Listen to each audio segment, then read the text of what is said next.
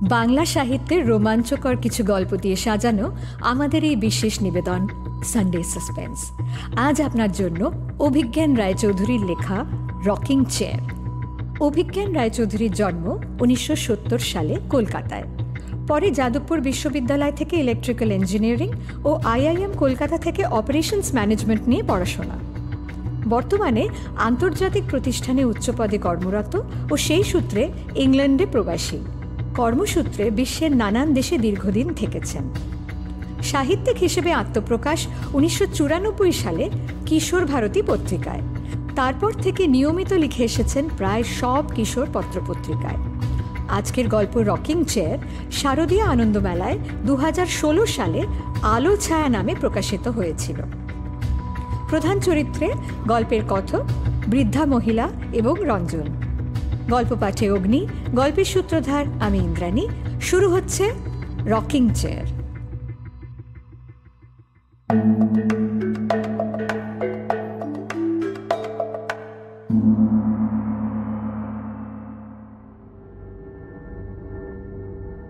প্রত্যেকেই কোনো না কোনো জিনিসকে ভয় পায়। কেউ আরশোলায়, কেউ বাঘে, কেউ সাপে, কেউ বা ভূতে। আর আমিও কিছু জিনিসকে ভয় পাই। তার মধ্যে একটা হলো রকিং চেয়ার। দেখলেই মনে হয় চেয়ারে কে যেন বসে আছে, অথচ দেখা যাচ্ছে না। আর তাই রকিং চেয়ারটা না থেমে দুলে যাচ্ছে। এই এক মুহূর্ত আগেই কে যেন বসেছিল, আর তার পর মুহূর্তেই সে যেন আর বসে নেই। জানি না এটাকে আমার রকিং চেয়ার ফোবিয়া বলবো কিনা। এটা আগে ছিল না, 2 বছর হলো হয়েছে। কেন হলো সেটা বোঝাতে গেলে সেই ঘটনা দিয়েই শুরু করতে হয়। তখন মাস 6 জন্য অফিসের কাজে ইংল্যান্ডে গেছি। শহরটার নাম চেলটেনহ্যাম। পুরনো বর্ধিষ্ণু শহর। শহর জুড়ে ভিক্টোরিয়ান আমলের বাড়ি। অক্সফোর্ডও বেশি দূরে নয়। তাই শহরে বহু শিক্ষিত মানুষের বাস। ইংল্যান্ডের বেশ কয়েকটা বড় বড় ফেস্টিভ্যাল, যার মধ্যে সাহিত্য উৎসব আর বিজ্ঞানের উৎসবও পড়ে, এখানেই হয়। আর একটা বিখ্যাত ঘোড়ার রেসও হয় শহরটাতে। আর তা দেখতে দেশ বিদেশ থেকে অনেক লোক আসে। কর্মসূত্রে চেলটেনহ্যামে তখন মাস 3 হয়ে গেছে। শহরের প্রান্তে একটা ছোট বাড়ি ভাড়া করে থাকি। অফিস শহরের কেন্দ্রে। ইংল্যান্ডের বেশিরভাগ শহরের মতো এখানেও পাবলিক ট্রান্সপোর্ট বেশ ভালো, তাই গাড়ি কিনতে হয়নি। বাসেই অফিস যাতায়াত করি। শীতের সময় দিনের বেলা সূর্যের দেখা মিলতে মিলতে 8টা বেজে যায়। আবার বিকেল 4টে বাজতে না বাজতেই ঝুপ করে ডুব মারে। আর তাছাড়া বেশিরভাগ সময় মেঘলা, আর তার সঙ্গে মাঝে মাঝে ঝিরঝিরে বৃষ্টি। ছুটির দিনগুলো তাই ঘরেই বেশি কাটে। সেদিনটা ছিল বক্সিং ডে, অর্থাৎ ক্রিসমাসের পরের দিন, 26শে ডিসেম্বর। রাস্তা শুনশান, ফাঁকা। সবাই বাড়ির ভেতরে। শুধু ক্রিসমাস উপলক্ষে লাগানো ইলেকট্রিক আলোর রোশনাইতে সব বাড়ি উজ্জ্বল হয়ে উঠেছে। সেদিন আমার অফিস ছুটি। বন্ধুর বাড়ি থেকে ফিরছিলাম। বাস খুবই কম। বেশ খানিকক্ষণ অপেক্ষা করে বাসের দেখা না পেয়ে ঠিক করলাম আর অপেক্ষা না করে হেঁটেই মাইল 3 পথ চলে যাব। ঠান্ডা থাকলেও বৃষ্টি নেই। আলোয় সেজে ওঠা বাড়িগুলো দেখতে দেখতে বেশ হাঁটা যাবে। গত কয়েক সপ্তাহ শুধু বাড়ি আর অফিস, অফিস আর বাড়ি। শহরটাকে ভালো করে আর দেখাই হয়নি। সেও আজ আমার মতোই একাকী। নির্জন রাস্তায় তাকে আরো কাছ থেকে দেখা যাবে। তখন রাত 8টা হবে। হাঁটতে হাঁটতে শহরের এক অভিজাত পাড়ার মধ্যে দিয়ে যাচ্ছি। পরপর প্রায় একই ধাঁচের বেশ কয়েকটা ভিক্টোরিয়ান বাড়ি। এগুলো বেশিরভাগ 1800 সালের মাঝামাঝি তৈরি। এ ধরনের পুরনো বাড়িগুলো সরকার বিশেষভাবে সংরক্ষণের ব্যবস্থা করে। বিশাল বিশাল কাঁচের জানলা, প্রত্যেকটা বাড়ির সামনে বেশ খানিকটা জায়গা জুড়ে বাগান। বোঝাই যায় যারা এসব বাড়িতে থাকে তারা যথেষ্ট অবস্থাপন্ন। এইরকমই একটা বাড়ির সামনে দিয়ে যেতে যেতে হঠাৎ মনে হলো বাড়ির সামনের বাগানের রকিং চেয়ারে কে যেন বসে আছে। বাড়িতে কোনো আলো জ্বলছে না, ল্যাম্প পোস্টের আলো এসে পড়েছে লনে, আর তাতেই যা একটু দেখা যাচ্ছে। এই সময় এত ঠান্ডায় অন্ধকারে কোনো রকম আলো না জ্বেলে বাইরে বসে থাকাটা তো খুবই অস্বাভাবিক। একটু খেয়াল করে তাকাতেই মনে হলো একজন বৃদ্ধা যেন রকিং চেয়ারের ওপরে হেলান দিয়ে অজ্ঞান হয়ে পড়ে আছেন, আর চেয়ারটা নিজের ছন্দে দুলে যাচ্ছে। ঘুমোচ্ছেন কি না, তা তো মনে হয় না। ব্যাপারটা যে আদৌ স্বাভাবিক নয় তা বুঝতে দেরি হলো না। বাড়ির বাগানের নিচু গেট খুলে ভেতরে এগিয়ে গেলাম। কাছে এসে ভালো করে খেয়াল করলাম, প্রায় ৮০-র কাছাকাছি বয়স হবে। বিড়বিড় করে কি যেন বলছেন। কপালে হাত রাখলাম। যা ভেবেছি তাই। গা জ্বরে পুড়ে যাচ্ছে, বেহুঁশ হয়ে বাইরে পড়ে আছেন। প্রথমেই এমার্জেন্সিতে ফোন করে অ্যাম্বুলেন্স ডাকলাম, কিন্তু অ্যাম্বুলেন্স আসতে আসতে মিনিট ২০ লেগে যাবে। ওনাকে তো আর এই ঠান্ডার মধ্যে ফেলে রাখা যায় না। তাই ওনাকে ধরে ধরে বাড়ির ভেতরে নিয়ে গেলাম। ঢুকেই বাঁদিকে ড্রয়িং রুম। সেখানে সোফার ওপর বসিয়ে বাড়িতে আর কেউ আছে কিনা জানার জন্য কয়েকবার চেঁচিয়ে উঠলাম, anybody home? Hello, anybody home? Anybody there? Hello? কোনো উত্তর পেলাম না। অন্য কোনো ঘরেও আলো জ্বলছে না। তার মানে উনি এখানে একাই থাকেন। কিন্তু এই বয়সে বিশাল বাড়িতে একা থাকা সত্যিই কষ্টকর। ওনাকে সোফায় শুইয়ে দিয়ে পাশে বসে থাকলাম। খানিকক্ষণের মধ্যে অ্যাম্বুলেন্স এসে গেল। অ্যাম্বুলেন্সে পুরো পথটাই উনি জ্বরে বেহুঁশ অবস্থায় পড়েছিলেন। হাসপাতালে পৌঁছে ওখানকার লোকেদের কাছ থেকেই পরে শুনলাম উনি এখানে যথেষ্ট পরিচিত। শহরের খুব বড় একটা অকশন হাউসে, বেশ কয়েকটা বড় স্পায়ের আর একটা চেন রেস্টুরেন্টের মালিক উনি। ওনার এক ছেলে আর এক মেয়ে, দুজনেই বিদেশে থাকেন। তাদেরকেও ফোনে ওনার অসুস্থতার কথা জানানো হলো। আমি সারা রাত ওখানেই ছিলাম। এই সময় ক্রিসমাসের ছুটির জন্য ডাক্তার নার্স বেশ কম। আমি না থাকলে উনি বেশ সমস্যাতেই পড়তেন। মাঝে মধ্যেই তাগাদা দিতে হচ্ছিল, তা না হলে উনি হয়তো স্ট্রেচারেই পড়ে থাকতেন। ভোর রাতে নানান টেস্ট করার পর ওনাকে একটা বেডে দেওয়া হলো। আমি আরও কয়েক ঘন্টা ওখানে থেকে সকাল 10টা নাগাদ বাড়ি ফিরলাম। দুপুরের দিকে হাসপাতালে ফোন করে জানলাম ওনার ছেলে এসে গেছে, ওনার সঙ্গেই আছে। আমার আর তাই যাওয়ার দরকার নেই। পরের দিন অবশ্য আর যাওয়াও হয়নি। হাসপাতালে ফোন করে একবার খোঁজ নিয়েছিলাম। ছেলে সঙ্গেই আছে। উনি পুরোপুরি সুস্থ না হলেও অপেক্ষাকৃত ভালো। এরপরে আমি আর কয়েকদিন খোঁজ নিইনি। অফিসের কাজে এত ব্যস্ত হয়ে পড়েছিলাম যে ওনার কথাটা মাথাতেই ছিল না। প্রায় 2 সপ্তাহ পরে এক অচেনা নাম্বার থেকে হঠাৎ ফোন পেলাম। বেশ কয়েকবার হ্যালো বলার পরে উল্টো দিকে এক ভদ্রমহিলার সাড়া পেলাম। 2 মিনিট বাদেই পরিষ্কার হলো সেদিনের সেই বৃদ্ধাই আমাকে ফোন করেছেন। উনি বাড়ি ফিরে এসেছেন, আমাকে দেখতে চান। আমার নাম্বার হাসপাতালের কাছে ছিল, সেখান থেকেই পেয়েছেন। সেদিন আমার সঙ্গে কথা বলতে পারেননি, কিন্তু আমাকে শুধু ফোনে মৌখিক ধন্যবাদ জানিয়েই উনি ক্ষান্ত নন, দেখা করতে চান। বৃদ্ধার অনুরোধ ফেলতে পারলাম না। পরদিন অফিস ফেরত ওখানে গেলাম। ওই পাড়াতে যখন পৌঁছলাম তখন সন্ধে 7টা। বেশ ভালো ঠান্ডা। 10 দিন আগেও শীত তেমন ছিল না, আর আজ খেলার শেষ মুহূর্তের গোলশোধের মতো ঝাঁপিয়ে পড়েছে জানুয়ারির শীত। কনকনে ঠান্ডা হাওয়া, তার মধ্যে সামান্য বৃষ্টিও হচ্ছে। গায়ে লং কোট আর মাথায় টুপি থাকলেও মুখে বরফের ছুরির মতো বৃষ্টির কণাগুলো এসে পড়ছে।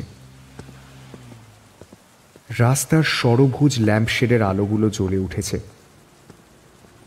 তাদের হলদেটে আলোয় বৃষ্টির ফোঁটায় যেন রং লেগেছে। 29 ক্রাইস্ট চার্চ রোড। থমথমে অন্ধকারের মধ্যে দাঁড়িয়ে আছে বাড়িটা। ড্রয়িং রুমের পর্দার ফাঁক থেকে শুধু সামান্য আলোর আভাস আসছে। বাগানের গেট খুলে নুড়ি ফেলা এক চিলতে পথ পেরিয়ে এগিয়ে গেলাম। বাঁদিকের বাগানের রকিং চেয়ারটা আজকেও দেখলাম।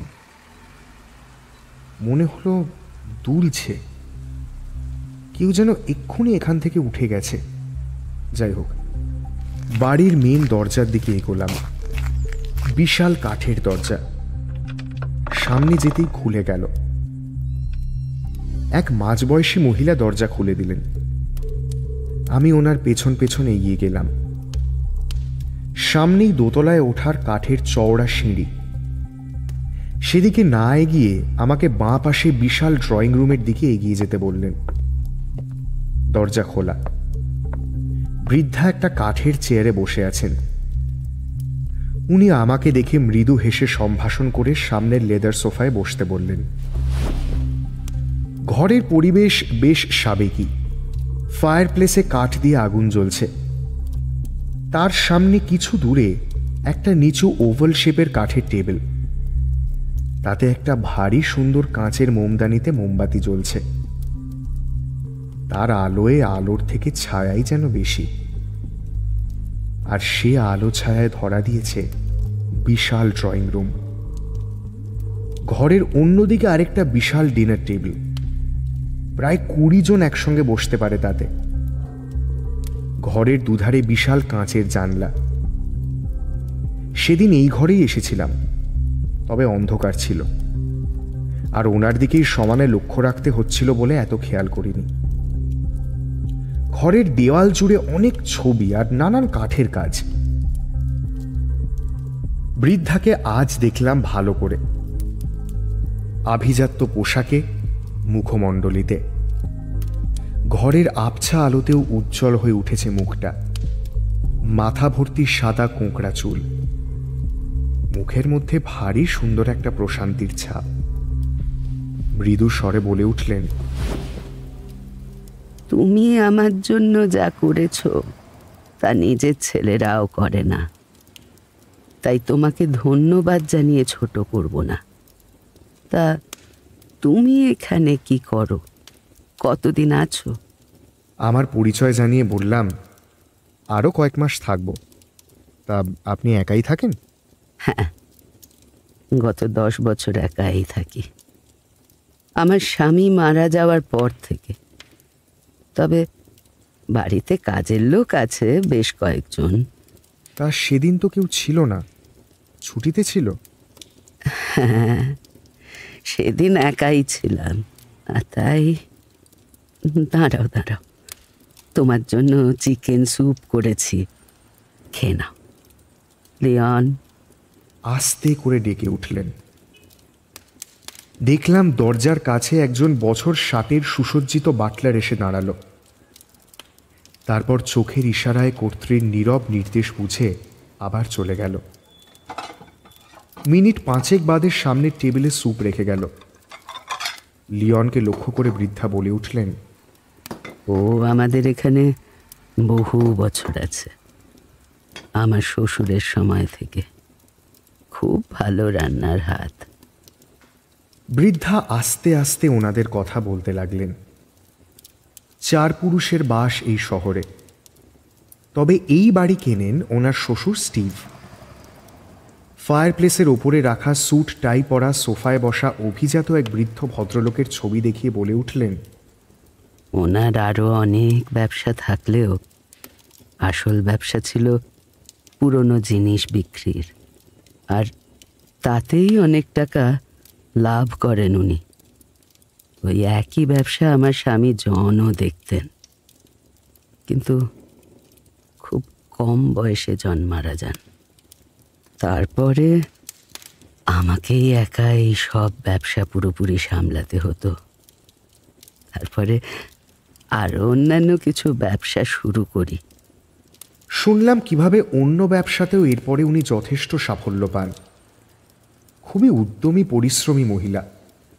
এখন নেহাত বয়স হয়েছে, কিন্তু তবুও ব্যবসার খুঁটিনাটির সম্বন্ধে বেশ ওয়াকিবহাল। এমনকি ভারতেরও অনেক খোঁজ খবর রাখেন। ব্যবসা সূত্রে কয়েকবার রাজস্থান গেছেন। ওনার এক ছেলে আর এক মেয়ে। এখন একজন আমেরিকা আর একজন অস্ট্রেলিয়ায় থাকে। অসুস্থতার কথা শুনে ছেলে এসে 2 দিন থেকে আবার ফিরে গেছে আমেরিকায়। ওনাদের অবস্থা আগে এত ভালো ছিল না। এই বাড়ি গাড়ি সবই ওই অ্যান্টিকের দোকান থেকে। কথায় কথায় বললাম, আপনার শ্বশুরমশাইকে দেখি মনে হয় খুব পরিশ্রমী লোক ছিলেন। একই সঙ্গে খুব তুখোড় ব্যবসায়ী বলেও কিন্তু মনে হয়। শুধু পরিশ্রম করলে কি হয়, ভাগ্যও লাগে, আর সেটাও ওনার ছিল। আর উনি, না, সে কথা থাক। থেমে গেলেন বৃদ্ধা। একটু থেমে আবার বলে উঠলেন, অনেক সময় আমরা সব কিছু পেয়েও শেষে হেরে যাই। উনি সারা জীবন প্রচুর রোজগার করেছেন, কিন্তু ওনার মতো অসুখী মানুষ খুব কম দেখেছি। আমার স্বামী জনও একই রকম ছিল। এত অর্থ, তবুও কোনো কিছুতেই যেন শান্তি নেই। ব্যবসা তো নয়, সব সময় যেন একটা যুদ্ধ, সব সময় টেনশন। সেখানে ভালো খারাপ বলে যেন কিচ্ছু নেই। তা জনও খুব অসুখী ছিল। কত কম বয়সে আমাদের ছেড়ে চলে গেল। চলে যাওয়ার আগের দিনও এখানে সারা রাত পার্টি হলো। ও একটা বড় ব্রিজ তৈরির বরাত পাবে কিনা সে ব্যাপারে খুব চিন্তিত ছিল। ভোর রাতে আমাকে ঘুম থেকে তুলে বলল, যেন মনে হয় ওই কন্ট্রাক্ট পাবো। কেন পাবে সেটা বোঝালো। কয়েকদিন বাদে পেলামও, কিন্তু তখন ও আর নেই। বৃদ্ধা থামলেন। ইতিমধ্যে বাটলার লিওনের পিছু পিছু আরও 2 জন ঘরে প্রবেশ করেছে ডিনার নিয়ে। বৃদ্ধা পরিচয় করিয়ে দিলেন, হেনরি আর মার্ক। বহু বছর ধরে আছে। চেহারায়, পোশাকে, ব্যবহারে সাবেকি কালের চিহ্ন। ডিনার টেবিলে খাবার সাজিয়ে রেখে ওরা একটু দূরে দাঁড়িয়ে থাকল। চিকেন রোস্ট, 3 ধরনের সবজি, স্যালাড, ডেজার্ট, এলাহি ব্যাপার। কথায় কথায় ওনার ছেলের সম্বন্ধে জিজ্ঞেস করলাম। ছেলের নাম ম্যাট। পড়াশোনায় বেশ ভালো ছিল। আমেরিকায় বড় ব্যবসা। উনি বলে উঠলেন,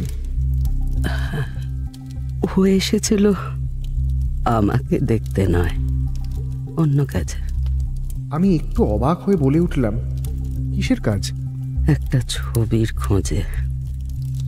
সে ছবিটা বাড়ির মধ্যে কোথায় আছে সেটা আমিই শুধু জানি। আমি যদি মারা যাই, আমার সঙ্গে ওই ছবিটাও হারিয়ে যাবে। তাই এসেছিল এত তাড়াহুড়ো করে। ছবিটা নিয়ে চলে গেল। কেন, ওর কি ছবির খুব শখ?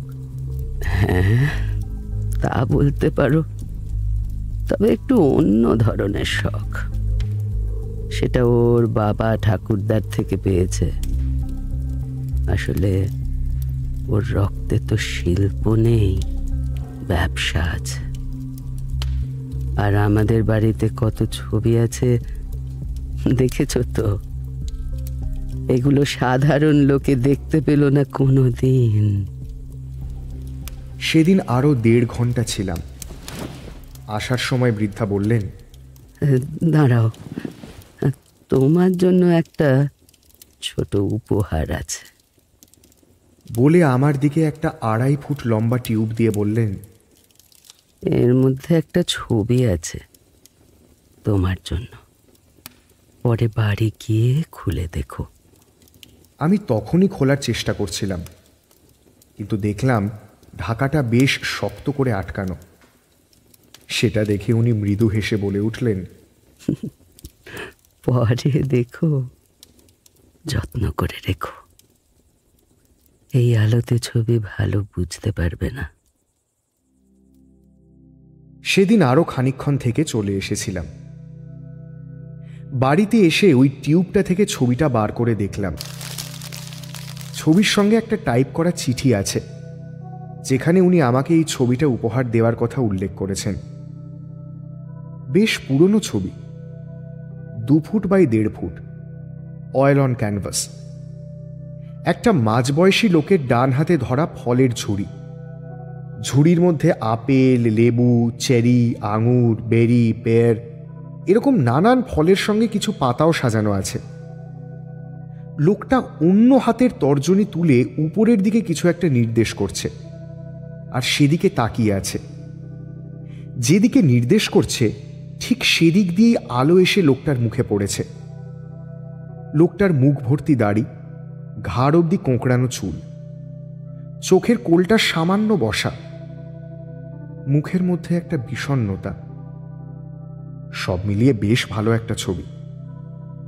পরের দিন দোকান থেকে একটা ফ্রেম কিনে ছবিটা ঘরের দেওয়ালে টাঙিয়ে রাখলাম। সানডে সাসপেন্স, শুধুমাত্র মির্চিতে।